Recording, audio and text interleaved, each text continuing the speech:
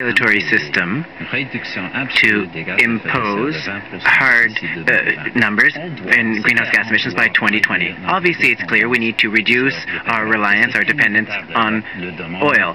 It's inevitable given the supply and demand situation in the world. We have to do this, which is why we've spent $7 billion on programs for new energy and new energy technologies. It's the reason why when companies don't reach their targets, they'll need to pay into a fund for technology development. That's what we've done.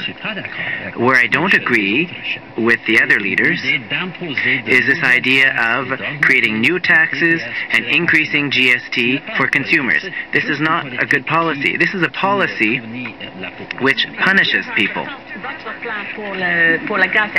Your plan for greenhouse gases will increase greenhouse gases, does nothing for climate change, for the climate change crisis. I think that perhaps you don't understand that the crisis is a serious one and that action is urgent, because the plan that you have described here is a very dangerous target, and there is no one who believes that that will work.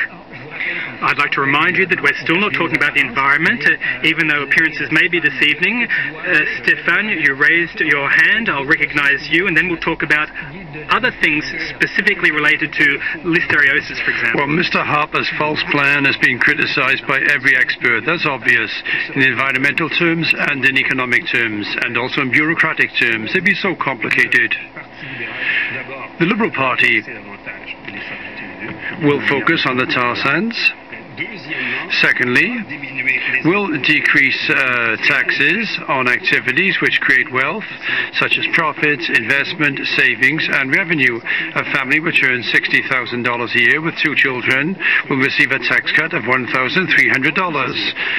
And we will work towards reducing pollution. Every country that has this green shift has a better economic performance than countries which haven't used it.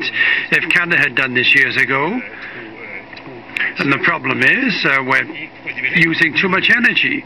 We should be producing the goods of tomorrow. With the excellent manpower that we have, we'd have a much stronger economy, and it's not too late to start now, start this green shift. You could still have an absolute emission permit. It has to be built now. If we had a carbon market, we could build it now. Gentlemen, we'll come back to this, as I said. We'll come back to it. Because every country which has had success with the system that you propose, first they started with a tax system in their first budget. Thank you. Once again, thank you.